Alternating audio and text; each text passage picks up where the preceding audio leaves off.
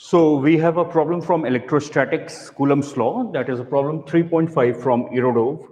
And the problem says a thin wire ring of radius r has an electric charge small q. What will be the increment of the force stretching the wire if a point charge q naught is placed at the ring's center? तो देखिए problem ये कह रही है कि एक thin wire है जिसको आपने बेंड कर दिया है से in the form of a ring, ठीक है, आपने थिन वायर को रिंग के फॉर्म में बेंड कर दिया है और आपने उसे चार्ज दे दिया है स्मॉल क्यू।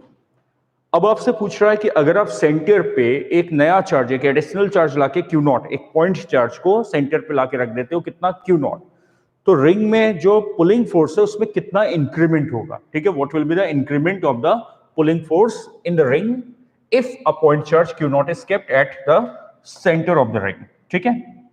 तो देखिए सबसे पहले अगर आप देखो, जब हमारे पास रिंग होगी, केवल रिंग होगी, अभी मैं सेंटर पे कोई चार्ज नहीं मान रहा हूं, और आप मान लो कि रिंग पे कितना चार्ज है, तो उन्होंने दिया है Q। अब ये पॉजिटिव भी हो सकता है, नेगेटिव भी हो सकता है, ठीक है, बट जिस साइन का Q है उसी साइन का Q नॉट होगा। तो अगर हम इससे पॉजिटिव ले रहे हैं तो it is something like this, ठीक है, तो ये एक यूनिफॉर्मली चार्ज्ड रिंग हो जाएगी। Now we know the fundamental that like charges repel, तो ये जितने भी एडजॉइनिंग एलिमेंट्स होंगे ये रिंग के रिपेल कर रहे होंगे, और इस रिपल्सिव फोर्स के वजह से हर एक एलिमेंट पे एडजॉइनिंग एलिमेंट एक पुलिंग फोर्स लगाएगा। हर रिंग के एलिमेंट पे जो एडजॉइनिंग एलिमेंट्स होंगे वो उससे पुल करेंगे, यानी रिंग में क्या डेवलप हो जाएगी, टेंशनल फोर्स डेवलप हो जाएगी। तो जब रिंग को आपने कुछ चार्ज दे दिया है तो रिंग में ऑलरेडी क्या डेवलप्ड है, पुलिंग फोर्स या टेंशनल फोर्स डेवलप्ड है। अब प्रॉब्लम ये पूछ रही है कि अगर आप सेंटर पे एक पॉइंट चार्ज क्यू नॉट को रख देते हो तो इस पुलिंग फोर्स का इंक्रीमेंट कितना होगा, ये पुलिंग फोर्स कितने से बढ़ जाएगी, ठीक है।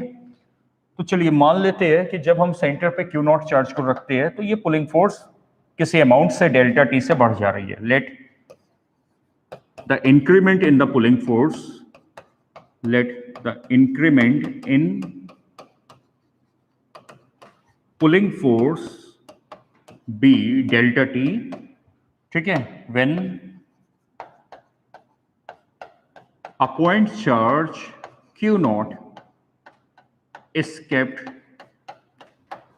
at center, ठीक है। तो अगर मैं सेंटर पे एक पॉइंट चार्ज क्यू नॉट को रख रहा हूं तो मैं मान रहा हूं कि पुलिंग फोर्स डेल्टा टी से बढ़ गई। चलिए अब देखिए, इफ आई सी, अगर मैं इस पे एक इनफिनिटेसिमल एलिमेंट ले लेता हूं, अगर मैं रिंग पे एक इनफिनिटेसिमल एलिमेंट ले लेता हूं से लाइक दिस, ये हाईली मैग्नीफाइड फिगर हम बना रहे हैं, ठीक है, तो हम यहाँ कैलकुलस का अप्रोच लगा रहे हैं। तो हमने एक इनफिनिटेसिमल एलिमेंट ले लिया और मान लेते हैं कि ये जो हमारा एलिमेंट है ये सेंटर पे जो एंगल सबटेंड कर रहा है वो है डी थीटा, ठीक है, डी थीटा से the element is A B, ठीक है। मान लेते हैं जो हमारे एलिमेंट की लेंथ है, विड्थ है, वो dl है, और इस पे जो चार्ज ले लेते हैं वो dq ले लेते हैं, ठीक है। ऑफ कोर्स dq पूरे रिंग के चार्ज का एक फ्रैक्शन होगा, छोटा सा, ठीक है। और यहां पे आपने कितना चार्ज रख दिया, q नॉट, बीच में कितना चार्ज आपने रख दिया, q नॉट।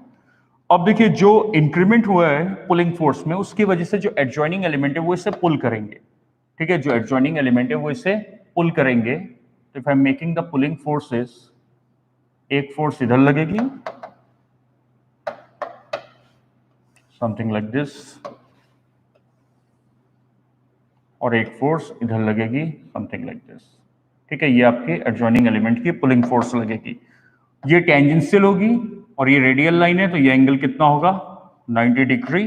और मैं जो मैंने एलिमेंट लिया है रिंग पे उसके सेंटर से अगर मैं सेंटर ऑफ रिंग को जोड़ देता हूं तो ये दोनों ट्राइंगल्स कॉन्ग्रुएंट होंगे, और ये जो आपका हाफ एंगल आएगा ये कितना आएगा, डी थीटा बाई 2, ये एंगल भी कितना आएगा, डी थीटा बाई 2।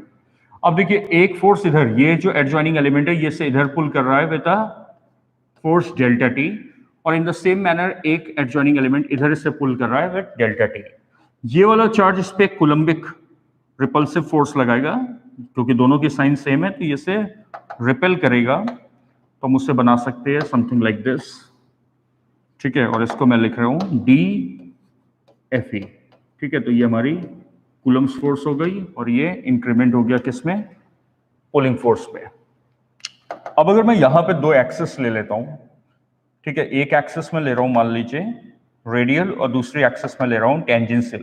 तो अगर मैं एक रेडियल एक्सिस ले लूं समथिंग लाइक दिस और एक मैं टेंजेंशियल एक्सिस ले लूं, ठीक, तो एक मैंने रेडियल एक्सिस ले ली और एक टेंजेंशियल एक्सिस ले ली।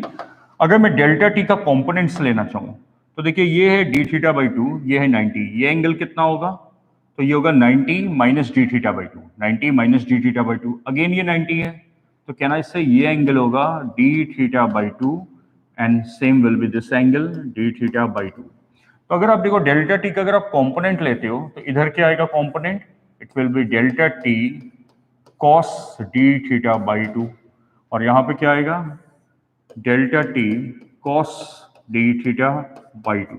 तो ये तो आपका टेंजेंशियल कंपोनेंट्स आ गए ना, दोनों एक दूसरे को कैंसिल कर देंगे, दोनों इक्वल एंड ऑपोजिट है।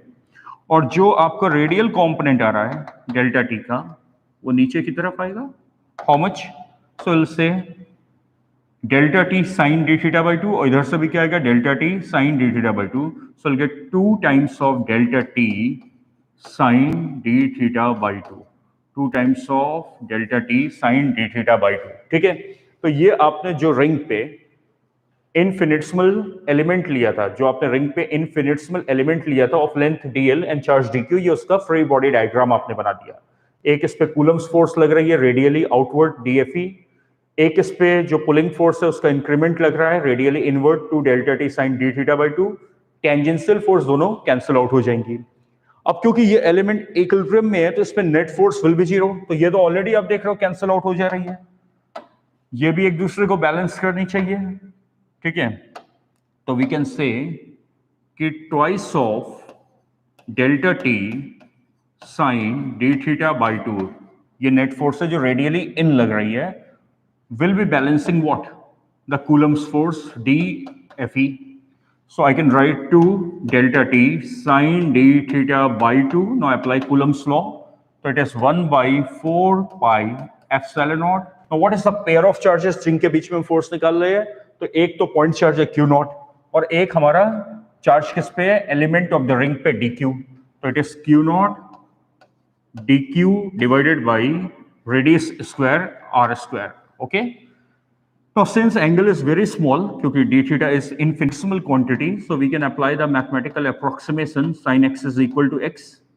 That is sin d theta by 2 can be approximated as d theta by 2.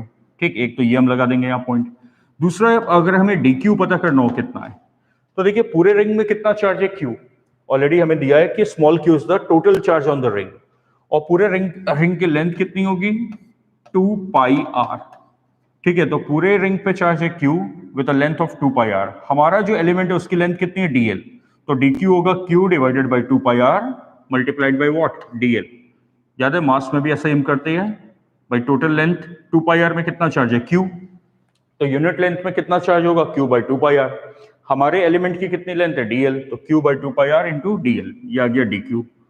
dl को आप क्या लिख सकते हो r d थीटा, सिंपल आपकी सर्कुलर आर्क की प्रॉपर्टी हमने लगा दिया, क्योंकि ये जो एलिमेंट है ये सेंटर पे कितना एंगल सबटेंड कर रहा है डी थीटा, तो therefore dq will be q by 2 pi r and what is dl r d theta, r आपका कैंसिल आउट हो गया, तो ये आ गया q by 2 pi d theta. आप एंगल से भी रिलेट कर सकते थे ना, मैंने लेंथ से रिलेट किया, आप चाहो तो एंगल से भी कर सकते हो, 2 पाई रेडियन पूरे सर्कल का एंगल होगा, उसमें चार्ज q है, हमारे एलिमेंट किया एंगल कितना है डी थीटा, तो ये dq की वैल्यू आ गई।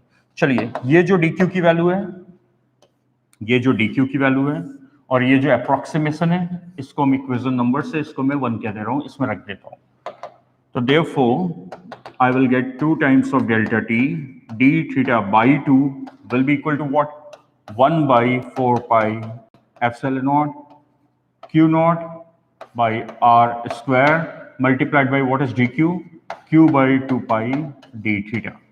अब देखिए यहां से डी थीटा कैंसिल आउट हो गया, यहां से 2 कैंसिल आउट हो गया, तो डेल्टा टी आ गया Q naught into Q divided by 8 pi epsilon naught r square multiplied by pi, that makes pi square. तो that is your final answer of the increment in the pulling force of the ring, increment in the pulling force of the ring when a charge Q naught is kept at the center of the ring. Okay.